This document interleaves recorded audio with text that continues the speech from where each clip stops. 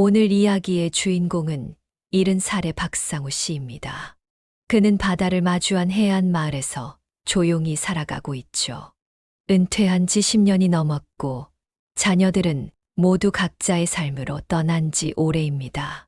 이제는 혼자 남은 일상, 누구에게도 특별하지 않은 하루들이 반복되고 있었습니다.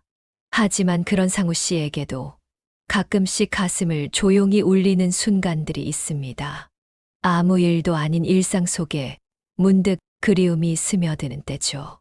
그건 주로 아내가 쓰던 찻잔을 들 때거나 낡은 사진기를 꺼낼 때 찾아왔습니다. 상우 씨는 오늘도 이른 아침 커튼을 걷고 창을 엽니다. 부산 영도 앞바다에서는 어김없이 배들이 부지런히 움직이고 있었고 가끔 갈매기 소리가 바람을 타고 그의 작은 거실까지 들려왔습니다. 습관처럼 켠 전기포트가 물을 데우는 동안 그는 찻잔 2개를 꺼냅니다. 하나는 자신을 위한 것이고 다른 하나는 이미 세상을 떠난 아내를 위한 자리였습니다. 상우 씨는 그 잔에 물을 따르고는 말없이 식탁 반대편에 내려놓습니다.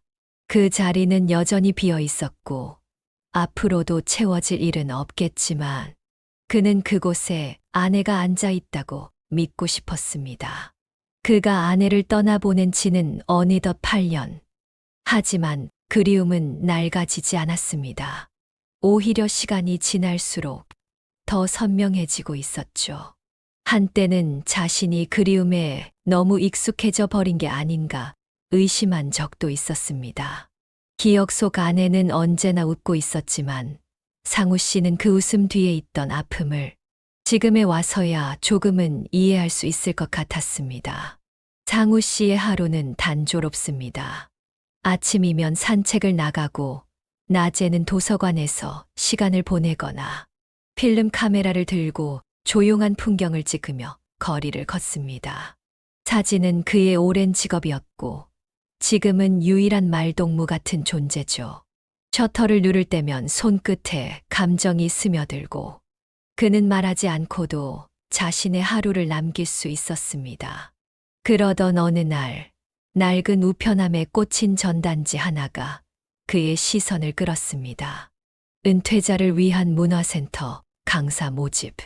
처음엔 흘려넘겼지만 왠지 모르게 손에서 놓이지 않았습니다. 사진 강사 모집이라는 항목이 눈에 들어오자 상우 씨는 쓰레기통에 버리려던 전단지를 다시 펼쳐 읽었습니다. 묘하게 또렷하게 느껴지는 그 인쇄체 글자들이 그의 오랜 침묵의 작은 균열을 내기 시작했죠. 며칠을 고민하던 끝에 그는 문화센터를 찾았습니다. 그의 발걸음은 느렸고 손끝엔 미세한 떨림이 느껴졌습니다. 입구에서 머뭇거리다 문을 연 순간 조용히 고개를 돌린 사람과 마주쳤습니다. 하얀 수채화 앞치마를 두르고 있던 여자 강사. 그녀는 상우 씨에게 고개를 숙이며 인사했습니다. 사진 강사분이시죠?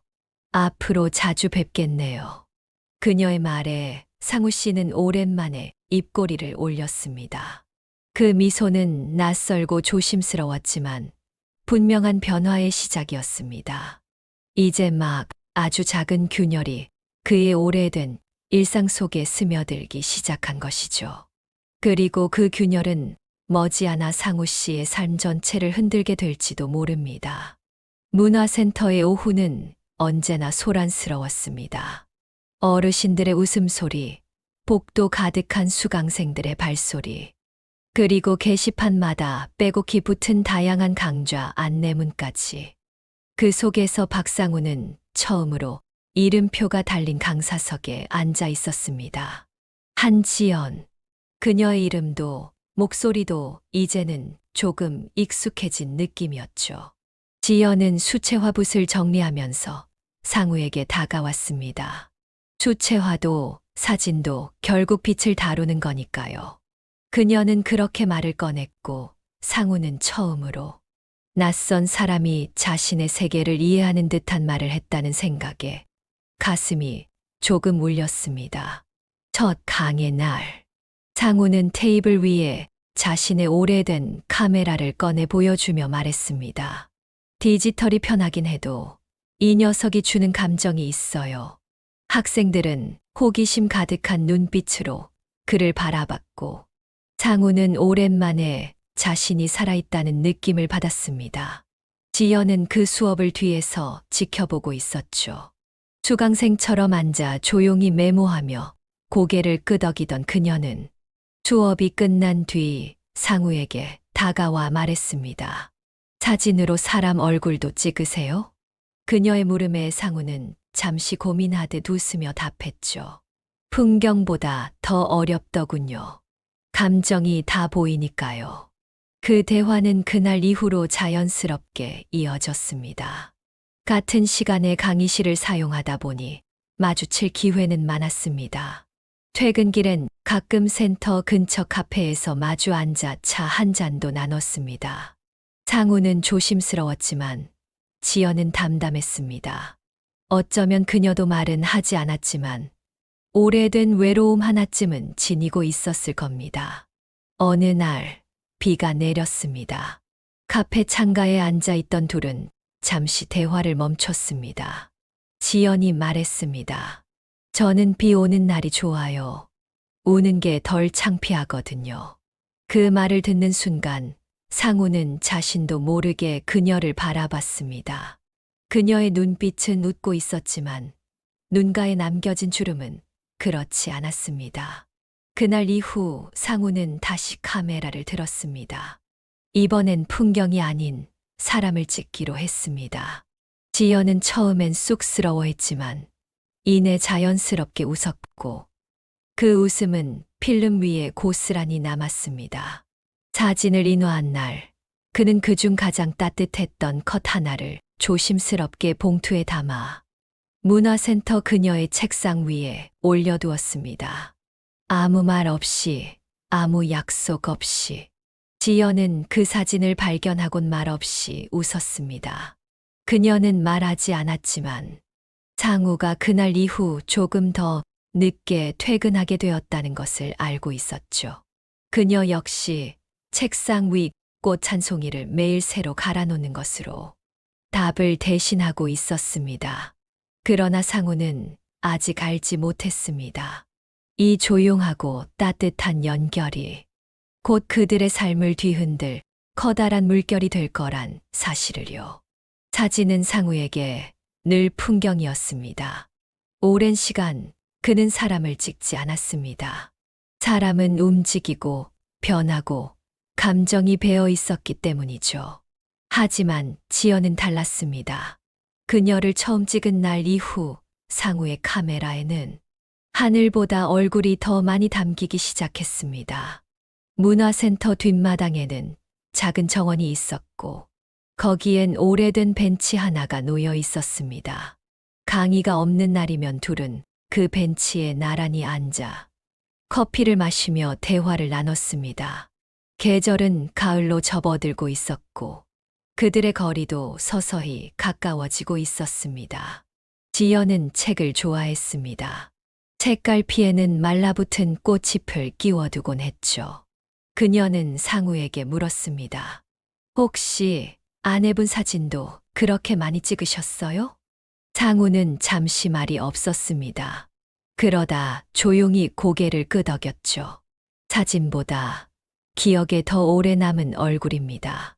그 말에 지연은 잠시 입꼬리를 올렸지만 곧 그녀의 눈빛은 조용히 가라앉았습니다. 누군가를 사랑하는 일이 다른 누군가에게 미안함이 될 수 있다는 걸 그녀는 이미 알고 있었던 겁니다. 그날 이후 지연은 상우에게 특별한 제안을 합니다.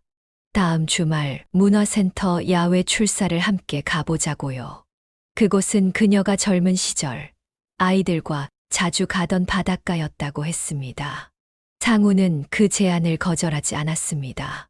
그는 자신도 모르게 그 시간을 기다리고 있었습니다. 출사 날 바다는 평온했고 하늘은 맑았습니다. 지연은 바닷가 모래 위에 맨발로 섰고 상우는 그런 그녀를 멀리서 조용히 바라보다가 셔터를 눌렀습니다. 그녀는 등을 돌린 채 파도를 향해 걷고 있었죠. 그 사진은 말이 없었지만 두 사람 사이의 침묵을 따뜻하게 채워주고 있었습니다. 그날 해질 무렵 상우는 조심스럽게 물었습니다. 지연 씨는 혼자가 익숙하세요? 지연은 잠시 고개를 돌려 바다를 보았습니다. 그리고 조용히 말했습니다. 익숙하다고 해서 좋은 건 아니잖아요. 그래서 전 가끔 이렇게 나오기도 해요. 바람이 옆자리를 비워주거든요. 그 말을 들은 상우는 아무 말 없이 고개를 끄덕였고 그의 눈빛은 그녀를 향해 한 발 더 가까워져 있었습니다. 며칠 후 상우는 그날 찍은 사진을 인화해 액자에 담았습니다. 그리고 그녀의 문화센터 책상 위에 조용히 놓고 왔죠. 지연은 그 액자를 본 순간 잠시 숨을 멈췄습니다. 사진 속 그녀는 젊지도 화려하지도 않았지만 그 얼굴에는 따뜻한 바람과 햇살이 담겨 있었습니다. 그녀는 조용히 책상 위 메모지에 한 줄을 적어 상우의 책상에 남겼습니다. 꽃이 다시 피는 건 봄이 와서가 아니라 햇살이 따뜻해서예요. 그 말 한 줄이 상우의 마음을 오래도록 울렸습니다. 그리고 그는 처음으로 이 감정이 단순한 호감이 아니라는 것을 깨닫기 시작했습니다. 하지만 사랑이 싹 트는 자리에 늘 평온함만 가득한 건 아니죠. 그의 일상은 곧 예상치 못한 파도로 흔들리게 될 것이었습니다. 가을은 점점 짙어지고 있었습니다. 문화센터 뒤뜰에 은행잎은 노랗게 물들었고 상우는 강의가 없는 날에도 자연스럽게 센터를 찾게 되었습니다. 지연은 그가 오는 걸 알고 있었는지 늘 따뜻한 차를 준비해두곤 했고 둘은 그렇게 말없이 마음을 나누는 시간이 조금씩 익숙해지고 있었습니다. 어느 날 지연은 상우에게 조심스럽게 물었습니다. 생신 언제세요? 상우는 생일 이야기에 잠시 웃음을 지으며 말했습니다. 이 나이에 생일이 뭐가 중요하겠어요. 지연은 작게 웃고는 그럼 몰래 챙기면 되겠네요. 라고 말했죠.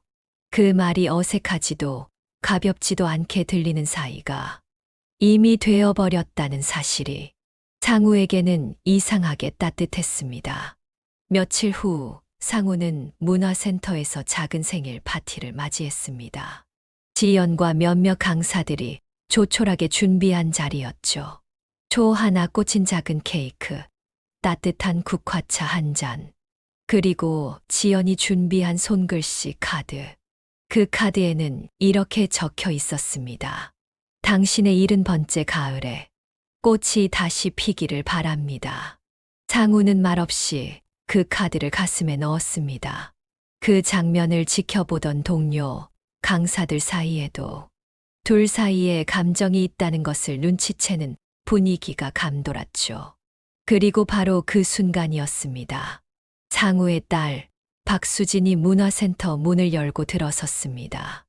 예고도 없이, 아무 연락도 없이, 그녀는 마치 무언가를 확인하려는 얼굴로 아버지를 정면으로 바라보았습니다.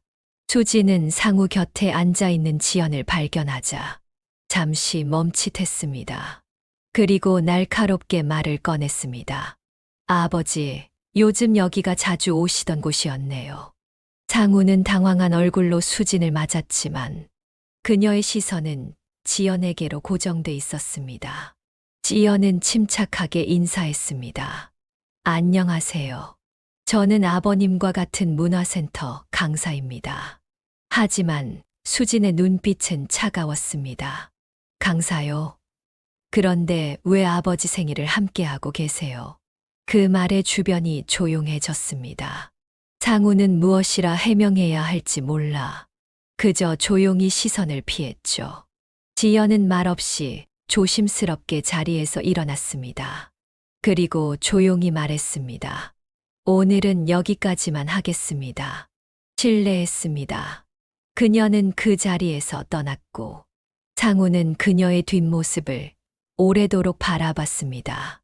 수지는 그제야 아버지를 향해 목소리를 높였습니다. 엄마 돌아가신 지 아직 몇 년도 안 됐는데 이렇게 웃고 다닐 수 있는 거예요. 그 말은 상우의 가슴 깊숙한 곳을 찔렀습니다. 그는 아무 대답도 하지 못했습니다. 말을 꺼내는 순간 무너질 것 같은 침묵만이 그 자리를 채우고 있었죠. 수지는 말없이 아버지를 노려보다 자리에서 일어나 돌아섰습니다. 그 뒷모습에는 상처와 분노, 그리고 어쩌면 이해받지 못한 외로움이 얽혀 있었습니다. 그날 밤 상우는 아내의 영정 앞에 앉아 오랜만에 목소리를 냈습니다. 당신 지금도 내 모습 보고 있나요? 혹시 미안해해야 하나요? 그의 질문은 공기 속에 흩어졌고 대답 없는 그 자리에서 상우는 한참을 움직이지 못했습니다. 문화센터 앞에 상우는 더 이상 모습을 드러내지 않았습니다.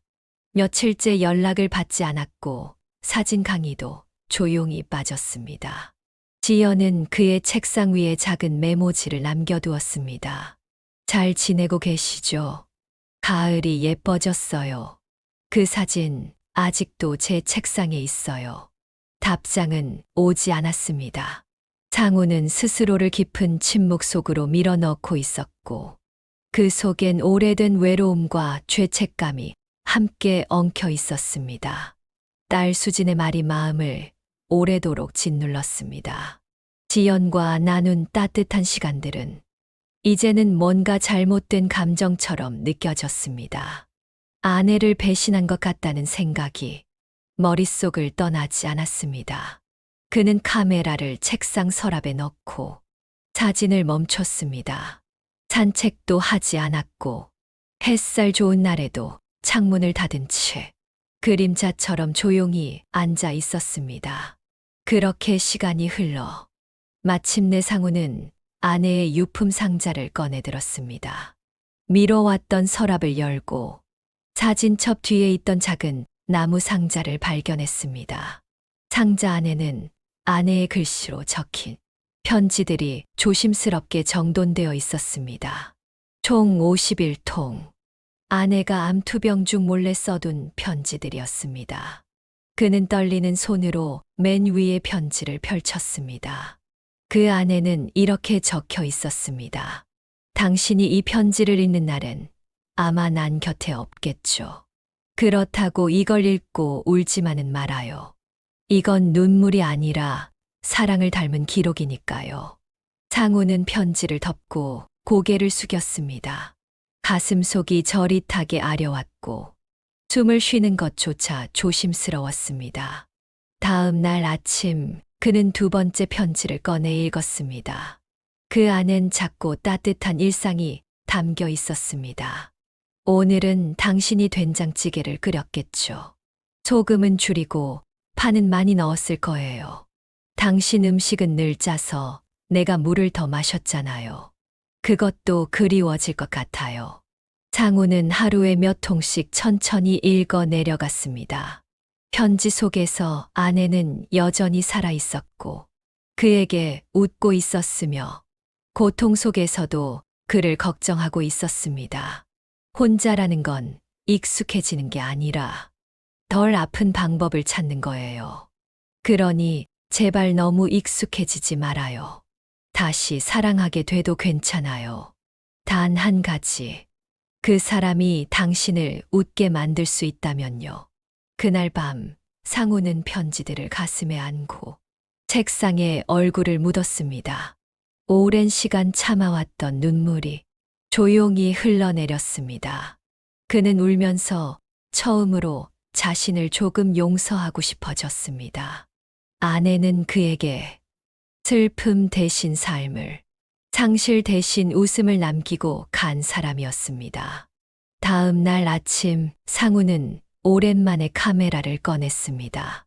낡은 필름 카메라의 셔터를 눌러보며 천천히 어깨를 펴고 거울 앞에 섰습니다. 바지 주머니에는 조심스럽게 접어넣은 편지 한 통이 들어 있었습니다. 그는 다시 길을 나설 준비를 했습니다. 이번에는 혼자가 아니라는 마음으로요. 며칠 동안 상우는 아내의 편지를 읽는 일에 몰두했습니다. 낡은 종이 위에 담긴 글씨는 그가 기억하는 아내의 목소리와 닮아 있었습니다. 그녀는 매일 밤 자신이 없는 세상의 상우에게 말을 걸고 있었습니다. 당신, 이 편지를 읽는 지금 내가 곁에 없어도 외롭지 않기를 바래요. 나는 당신이 다시 웃기를 바랍니다. 미안해하지 않아도 돼요. 당신을 다시 사랑해줄 누군가가 있다면 나는 그 사람 손을 꼭 잡아주고 싶어요. 그 문장을 읽은 상우는 한참 동안 자리에 앉아 움직이지 못했습니다. 가슴 깊은 곳에서 울컥 솟아오르는 감정은 슬픔이기도 했고 고마움이기도 했습니다. 무엇보다 스스로를 용서해도 괜찮다는 허락을 비로소 받은 것 같았습니다. 그날 밤 상우는 오랜만에 정장을 꺼내 입었습니다. 정장상의 안주머니에는 아내의 편지 몇 통을 넣었습니다. 그리고 조용히 아내의 영정 앞에 앉았습니다. 정면을 바라보며 천천히 말을 꺼냈습니다. 나 요즘 웃고 있었어요. 그게 너무 미안해서 그 웃음조차 외면하고 싶었는데 당신 글을 읽고 나니까 이제는 웃어도 괜찮겠다는 생각이 들었어요. 그게 당신이 원했던 거라면 나도 그럴 수 있을 것 같아요.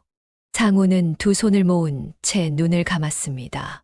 거실의 조명은 어둡고 따뜻했으며 아내의 사진은 여전히 조용히 웃고 있었습니다. 다음 날 상우는 문화센터에 나타났습니다. 며칠간 비워졌던 그의 책상은 그대로였고 지연이 남긴 메모들이 정돈되어 놓여 있었습니다. 사진기 그리워하고 있을 거예요. 저는 잘 지내고 있어요. 마음이 식지 않았기를 바라고 있어요. 상우는 메모들을 하나하나 읽은 뒤 작은 봉투 하나를 꺼내 조용히 책상 위에 올려두었습니다. 봉투 속에는 그의 편지 한 장이 들어 있었습니다. 지연 씨, 며칠 전 아내가 남긴 편지를 모두 읽었습니다. 그 중엔 이런 말이 있었어요. 다시 사랑하게 돼도 괜찮다고요. 그 사람이 나를 웃게 만들 수 있다면 미안해하지 말라고 했어요. 저는 이제 미안해하지 않기로 했습니다. 며칠 후 지연은 강의가 끝난 오후 늦게 조용히 강사실을 찾았습니다. 문을 열자 벽면에는 상우가 찍은 사진들이 슬라이드처럼 재생되고 있었습니다. 사진에는 그녀의 미소, 그녀의 뒷모습, 그리고 바람이 머문 듯한 따뜻한 순간들이 담겨 있었습니다. 지연은 잠시 멈춰 섰다가 천천히 상우 쪽으로 걸어갔습니다. 상우는 자리에서 일어나 그녀에게 작은 앨범을 내밀었습니다. 앨범 속 마지막 페이지에는 짧은 문장이 적혀 있었습니다. 여보, 당신도 당신 인생을 다시 사랑하게 되길 바래요. 지연은 조용히 그 글을 바라보다 말했습니다. 참 고운 글씨네요. 그분이 얼마나 따뜻한 분이었는지 알 것 같아요. 그날 두 사람은 오랜만에 마주 앉아 조심스럽게 많은 이야기를 나누었습니다. 그동안 꺼내지 못했던 감정과 기억, 서로를 향한 마음을 천천히 꺼내 놓았습니다. 해가 기울어 가던 창밖으로 가을 햇살이 부드럽게 스며들었습니다. 지연은 잠시 생각에 잠긴 표정으로 말했습니다. 수진 씨는 딸 같았어요. 그날 그분의 눈빛은 무언가를 빼앗겼다고 느끼는 아이의 눈이었죠. 상우는 조용히 고개를 숙였습니다. 하지만 이번에는 피하지 않았습니다. 마주해야 할 감정이라면 기꺼이 안고 가기로 마음먹은 순간이었기 때문입니다. 상우는 오랜만에 카메라를 들었습니다. 그의 손에는 이제 망설임보다 결심이 먼저 깃들어 있었습니다. 사진을 통해 삶을 다시 기록하고 마음을 표현하겠다는 생각이 그에게 작지만 단단한 힘을 주고 있었죠. 지연은 상우가 사진을 찍는 모습을 조용히 바라보았습니다. 그녀 역시 말은 없었지만 그의 곁에서 걸음을 맞추며 함께 계절을 지나고 있었습니다. 어느 날 상우는 조심스럽게 전시회 이야기를 꺼냈습니다. 지연은 한참을 망설이다가 조용히 웃었습니다. 이 나이에 전시회라니 좀 부끄럽다고 말했죠. 하지만 상우는 천천히 말했습니다. 지금 아니면 더 늦을지도 모르겠어요. 살아있는 동안 내 마음을 사진으로 남기고 싶습니다. 그 말에 지연은 고개를 끄덕였습니다. 그리하여 두 사람의 첫 전시회는 문화센터 강의실 한켠에서 조용히 준비되기 시작했습니다.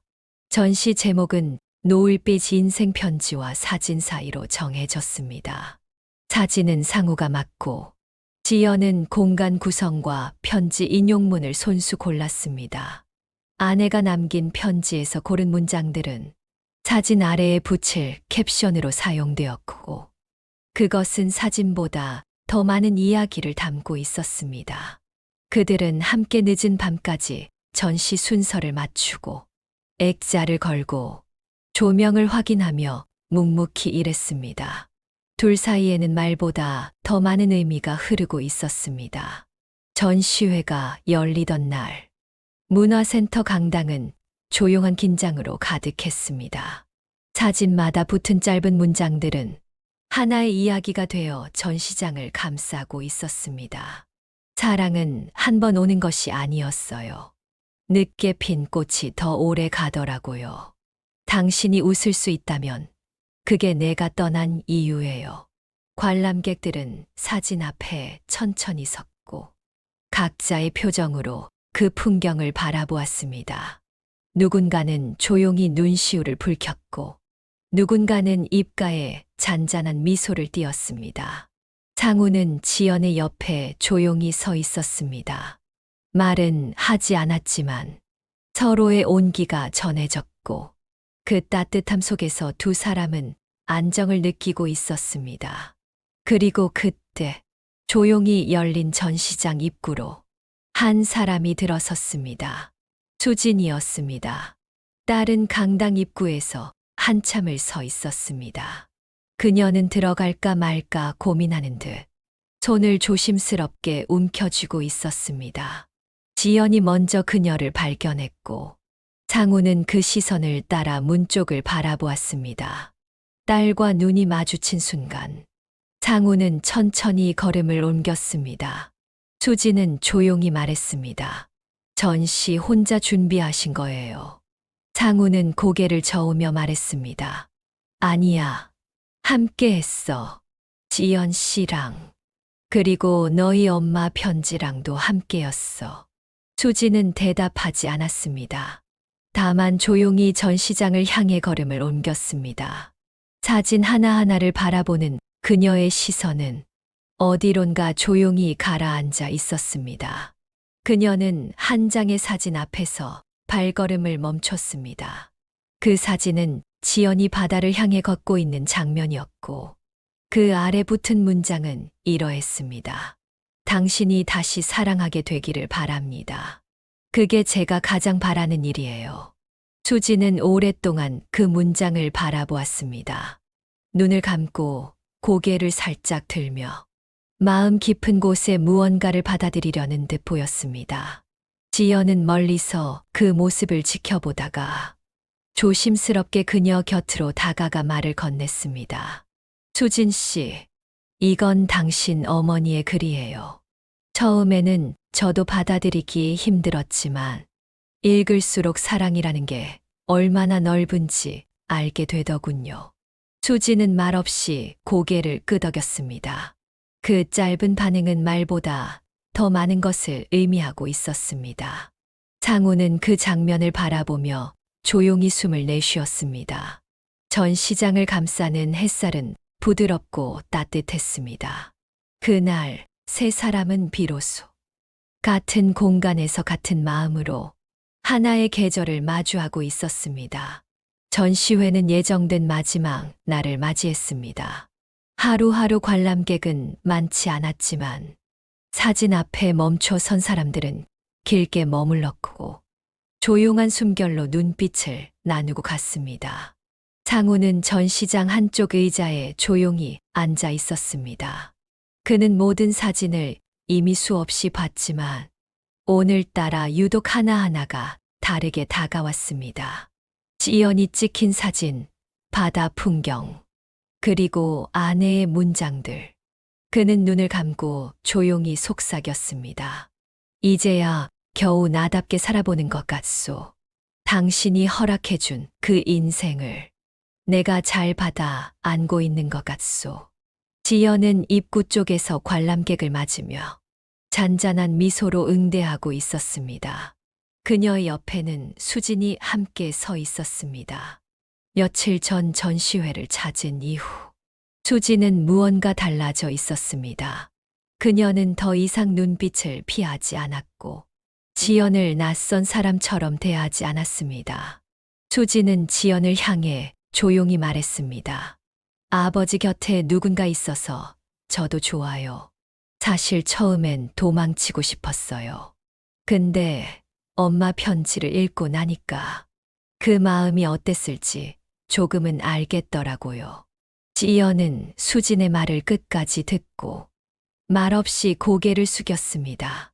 그저 가볍게, 짧게 감사하다는 눈빛만으로 마음을 전했습니다. 그날 오후 전시회는 마지막 관람객을 보내고 천천히 마무리되었습니다. 상우는 전시장을 정리하며 지연과 함께 마지막 사진 하나를 떼어냈습니다. 그 사진은 둘이 함께 바닷가 벤치에 앉아 있는 뒷모습이었고 사진 아래 붙어 있던 문장은 이러했습니다. 우리는 삶의 가장 아름다운 시기에 조금 늦게 만났습니다. 그날 해질 무렵 세 사람은 함께 해안 산책로를 걸었습니다. 바람은 잔잔했고 파도는 낮게 속삭이고 있었습니다. 수지는 휴대폰을 꺼내 두 사람의 사진을 찍었습니다. 그녀는 화면을 바라보며 작게 말했습니다. 두 분 참 잘 어울리세요. 상우는 지연의 손을 살짝 잡았습니다. 지연은 말없이 고개를 끄덕였고 두 사람은 오래된 벤치에 나란히 앉았습니다. 노을이 천천히 바다를 물들였습니다. 그 붉은 빛 속에서 상우는 조용히 중얼거렸습니다. 이제야 참 괜찮은 하루 같소. 지연은 그의 어깨에 머리를 기대며 대답했습니다. 저도요. 이렇게 따뜻한 하루는 정말 오랜만이에요. 삶은 생각보다 길고 사랑은 생각보다 다시 찾아옵니다. 우리는 그 사실을 조금 늦게 배웠을 뿐이었습니다. 여러분은 지금 인생의 어떤 계절을 걷고 계신가요? 혹시 아직 누군가의 빈자리를 매일 식탁에 남겨두고 계신가요? 혼자라는 시간 속에서 조용히 마음을 접어두고 계셨던 건 아닌지요? 박상우에게도 한지연에게도 사랑은 더 이상 오지 않을 거라 생각했지만 그 봄은 아주 조용히 아주 늦게 다시 찾아왔습니다.